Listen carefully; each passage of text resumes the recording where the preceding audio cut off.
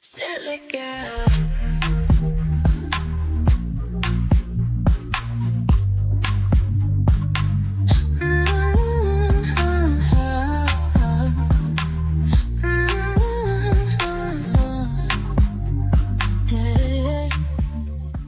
Oh, hey, happy Tuesday. I'm so excited to be here. If you are new here, welcome. My name is Celia Bulgarelli. I am 40 years old, so a little wiser and older than some of the listeners in their 30s. So hopefully I can act as like a big sis. I am a working mom. I work for a tech company in Chicago. I have a toddler who is 3.5, and I love him to death. A husband, love him, love the dogs. And I started this podcast almost 2 years ago after having a really tough postpartum. And yeah, here we are. So today, I want to talk about something that's a little deeper. I want to talk about leadership, but I don't want to talk about the kind of leadership that's in a boardroom, right? Like, I want to talk about the leadership that doesn't need the fancy title. I want to talk about leadership in a way that is how you show up in your own life. And if you're looking to have a little bit more leadership in your life, advice on how to navigate when life gets loud, when it can get messy, emotional, chaotic, and somehow you're still able to rise and guide not just yourself, but others through it. And so I've been in a corporate role, a people leader, for quite some time.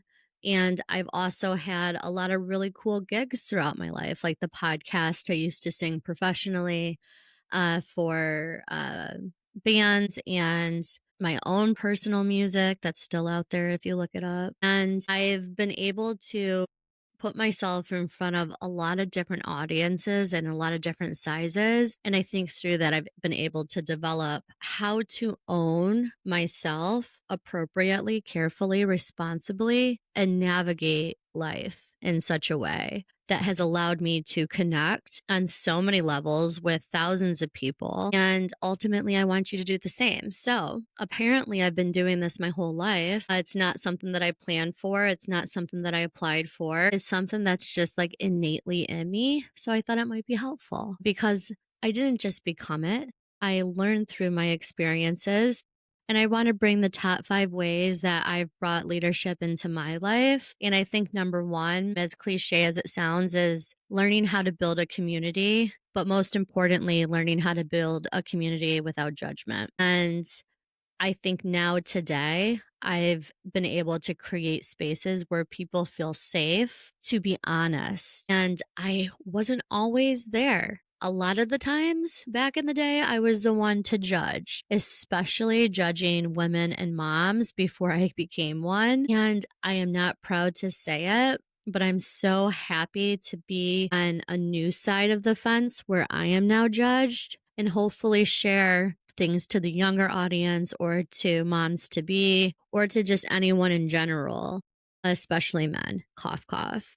But I think that, since becoming a mom, I've been able to create a space, especially for moms and especially for women, to not have any shame, to not have any guilt, and more importantly, not have competition because it's real. Competition is real and it's really unhealthy. So if you're looking for a community, like throw out the community that makes you feel bad.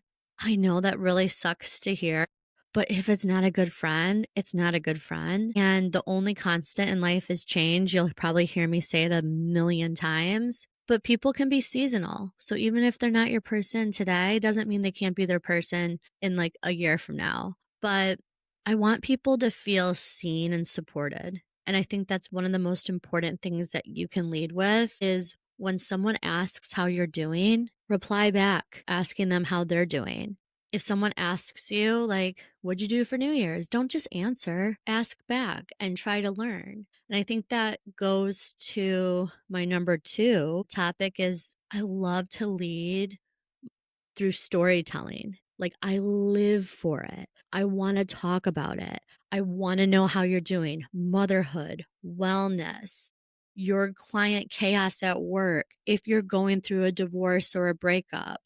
I want to talk about pop culture. I want to talk about the book you're reading. Like, I genuinely want to know everything you're doing. What did you buy at the grocery store? What are you eating for lunch? These are literally the type of questions I ask my friends because I really genuinely want to know. But more importantly, I want to turn any connection I have into an experience of storytelling because I think that really helps you connect. It helps you educate others.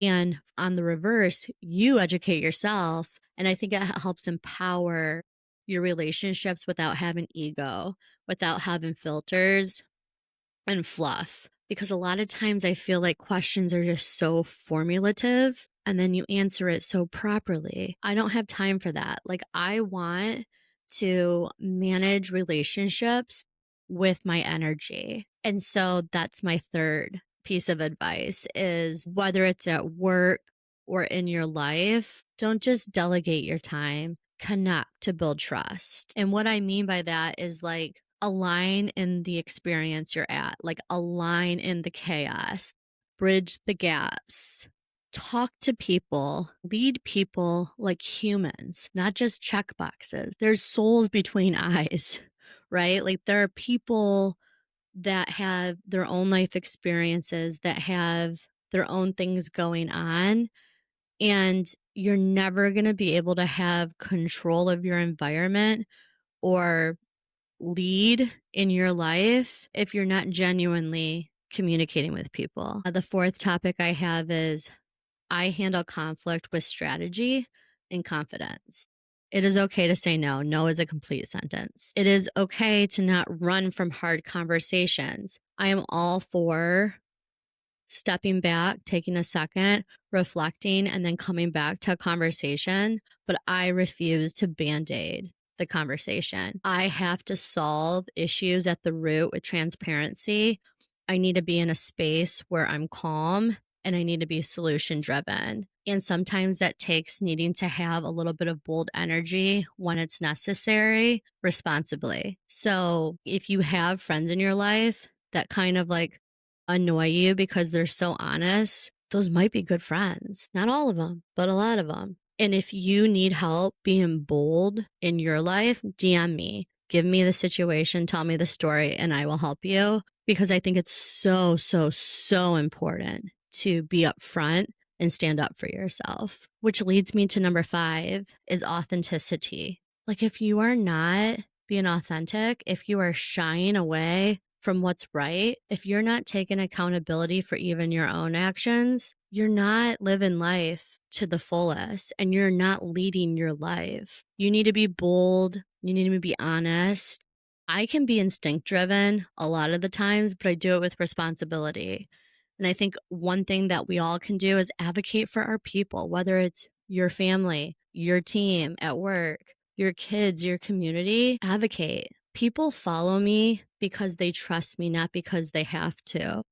And I think that's a very big risk that I take with putting myself out there. But here's the truth, like leadership isn't a title, it's a pattern, it's a discipline, it's a habit, it's who you are when things fall apart. It's who you are when you show up and you're honest and you're full of heart and the direction you take, not just with yourself, but with others. So I think this is great to think about today. Like, where can you fill in the gaps in your life? Like, where are you leading in your life without even knowing you're leading with? If you have like a really great story, like DM me it.